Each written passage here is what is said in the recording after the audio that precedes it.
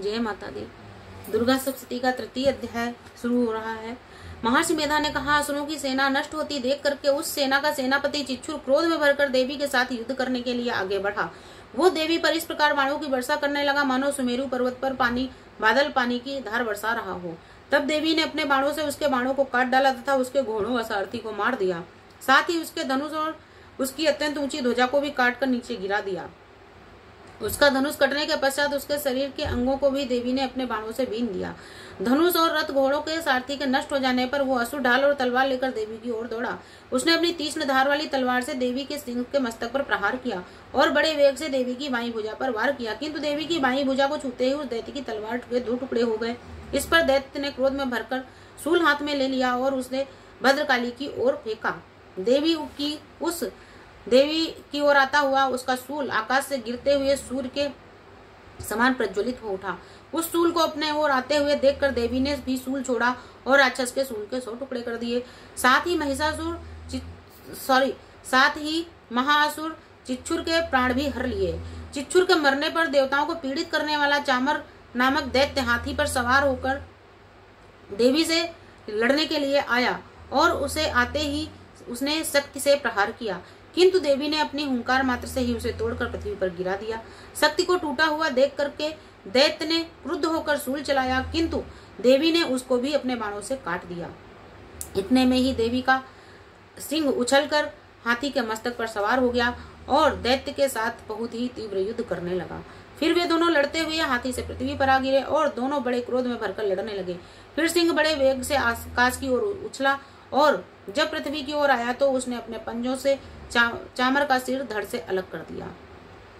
क्रोध से भरी हुई देवी ने शिला और वृक्ष आदि के प्रहारों से उदग्र को भी मार दिया। कराल को दांतों, मुक्कों और थप्पड़ों की चोटों से धराशायी कर दिया। क्रोध में भरी हुई देवी ने गदा के प्रहार से उद्यत दैत्य को मार गिराया।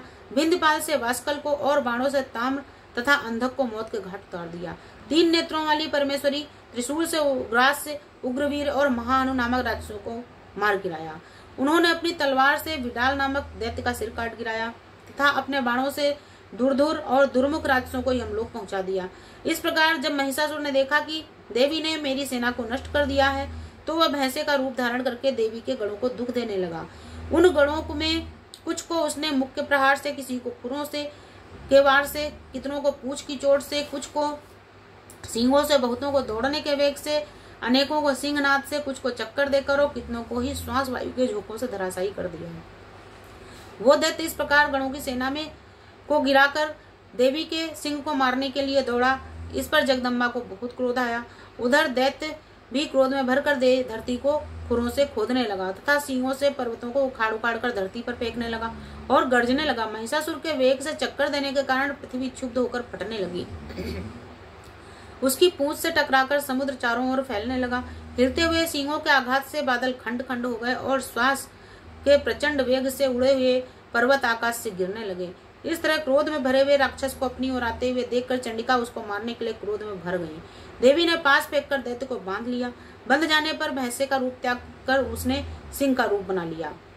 ज्यों ही देवी उसका सिर काटने के लिए तैयार हुई उसने तुरंत पुरुष का रूप बना लिया जो उसके हाथ में तलवार लिए हुए था और देवी ने तुरंत ही अपने बाणों से उस पुरुष को उसकी तलवार ढाल सहित बींध डाला। इसके पश्चात वो हाथी के रूप में दिखाई देने लगा और अपनी लंबी सूंड से देवी के विशाल सिंह को खींचने और गर्जने लगा। देवी ने अपनी तलवार से उसकी लंबी सूंड काट डाली।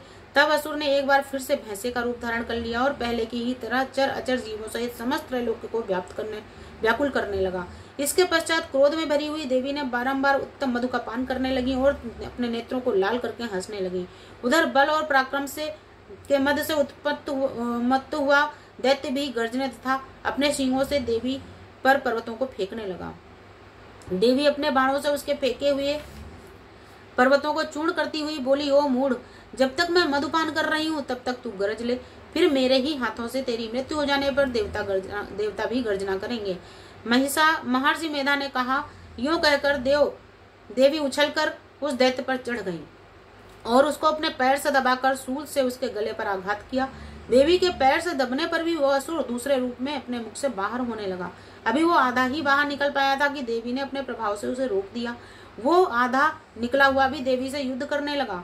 तो देवी ने अपनी तलवार से उसका सिर काट दिया। इसके पश्चात सारी असुर सेना हाहाकार करती हुई वहां से भाग खड़ी हुई और समस्त देवता अत्यंत प्रसन्न हुए तथा ऋषियों महर्षियों के साथ देवी की स्तुति करने लगे। गंधर्वराज गाने गाने लगे और अप्सराएं नृत्य करने लगी। बोलो दुर्गा मैया की जय।